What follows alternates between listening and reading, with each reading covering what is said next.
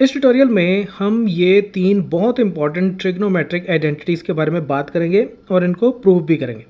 देखो, trigonometric identities का मतलब ये है कि जैसे ये sine square theta plus cos square theta is equal to 1, कोई भी वैल्यू हो थीटा की किसी भी वैल्यू के लिए sign square theta plus cos square theta की वैल्यू हमेशा 1 होगी। इसका मतलब ऐसे समझो, जैसे sine square 15 degree plus cos square 15 degree, इसकी वैल्यू हमेशा 1 होगी। से साइन स्क्वायर कोई सा भी एंगल ले लो, से 37 degree plus cos square 37 degree, तो किसी भी एक एंगल के लिए sine square of that angle plus cos square of that angle की वैल्यू हमेशा 1 होगी। तो इसलिए इसको आइडेंटिटीज़ बोलते हैं कि irrespective of the value of theta ये हमेशा ट्रू होगा, लेफ्ट हैंड साइड हमेशा राइट हैंड साइड के बराबर होगी। अब इसमें एक छोटा सा कैच है कि वो वाले एंगल जिनके लिए किसी भी रेशो की वैल्यू जो है वो अनडिफाइंड हो जाए, हम बस उसको नहीं कंसिडर करते। फॉर एग्जांपल tan 90 अनडिफाइंड होता है, secant 90 अनडिफाइंड होता है। सिमिलरली cot 0 और cosecant 0 इनकी वैल्यू अनडिफाइंड होती है। तो इन वैल्यूज़ को छोड़ के सेकेंड और थर्ड आइडेंटिटीज़ के लिए इन वैल्यूज़ को छोड़ के बाकी सारे एंगल्स के लिए ये आइडेंटिटीज़ ट्रू होंगी। ठीक है, इसको हम प्रूव भी करेंगे।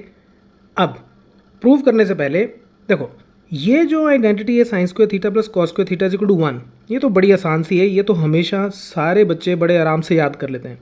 प्रॉब्लम कहाँ आ जाती है? इन दोनों आइडेंटिटीज़ को याद करने में। उनको ये याद नहीं रहता कि 1 प्लस tan स्क्वायर थीटा किसके बराबर होता है या 1 प्लस कॉट स्क्वायर थीटा किसके बराबर होता है। तो इसको जस्ट इन केस आप भूल जाओ एग्जामिनेशन में, तो ये पहली वाली आइडेंटिटी से ही आप ड्राइव कर सकते हो। तो पहले मैं यही बता देता हूँ कि इनको याद रखने का तरीका क्या है।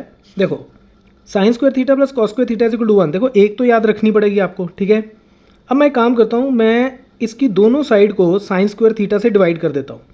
तो ये हो जाएगा sine square theta divided by sine square theta plus cos square theta divided by sine square theta is equal to 1 by sine square theta. कोई हर्ज तो नहीं है, दोनों तरफ मैंने साइन स्क्वायर थीटा से डिवाइड कर दिया। ठीक है, तो ये साइन स्क्वायर थीटा कट गया, तो यहाँ आ गया 1 प्लस कॉस ओवर साइन क्या होता है?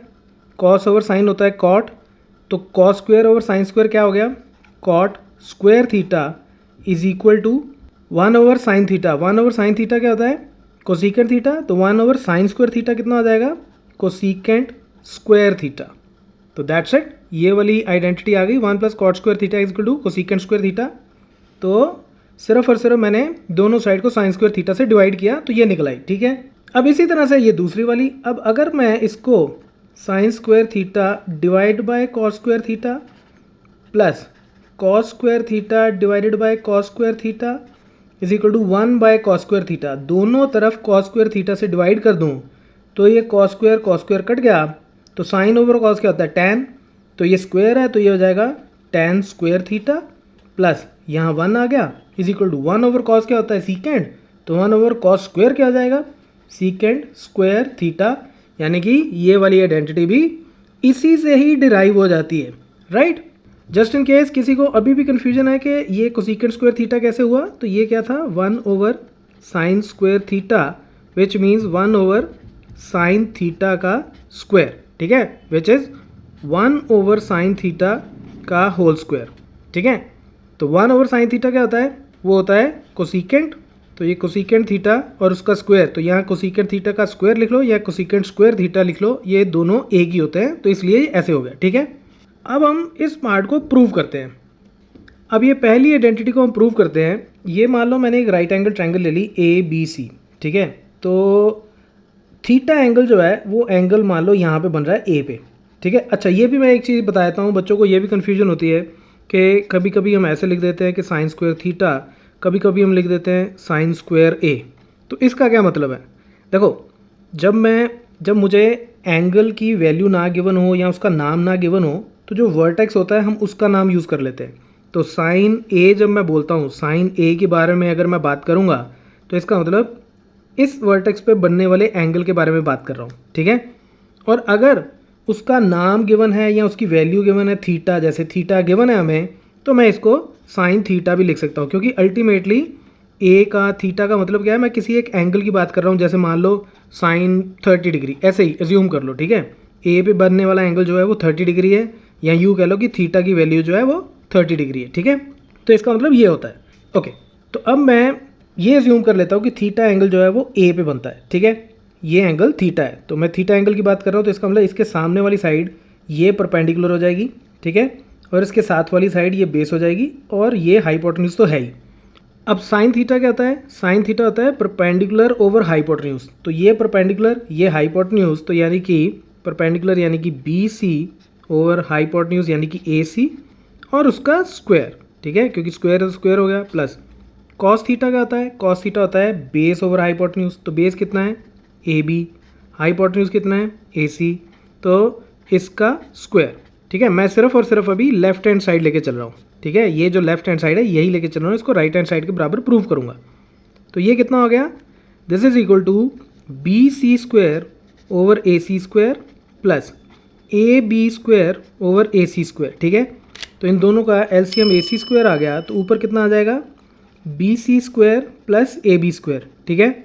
अब हमें ये पता है कि ये राइट एंगल ट्रायंगल है, तो राइट एंगल ट्रायंगल में ये जो हाइपोटेन्यूज होता है यानी कि ए सी, इसका square A B square plus B C square बाकी दोनों साइड्स के स्क्वायर के सम के बराबर होता है बिकॉज ऑफ पाइथागोरस थ्योरम। तो A B square plus B C square, A B square plus B C square A C square के बराबर हो गया। तो this is equal to A C square by A C square, तो इसके साथ ये कट गया, which is equal to 1 which is equal to right hand side, and that's it.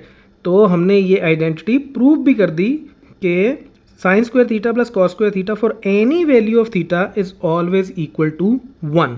Okay, similarly इन दोनों आइडेंटिटीज को भी हम ऐसे ही प्रूव कर सकते हैं। मैं एक को प्रूव कर देता हूँ, जैसे ये 1 प्लस टेन स्क्वायर थीटा, तो 1 प्लस टेन थीटा क्या होता है, परपेंडिकुलर ओवर बेस। तो परपेंडिकुलर कितना है, परपेंडिकुलर है बी सी, और बेस कितना है ए बी, ठीक है। इसका square which is equal to 1 plus B C square by A B square, तो ये कितना हो जाएगा, इसको अगर आप देखोगे तो ये हो जाएगा A B square plus B C square over A B square, ठीक है।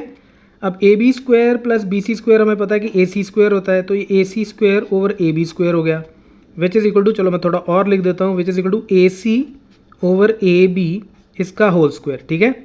अब ए सी क्या है, ए सी है मेरे पास हाइपोटेन्यूज, और ए बी क्या है, ए बी मेरे पास है बेस।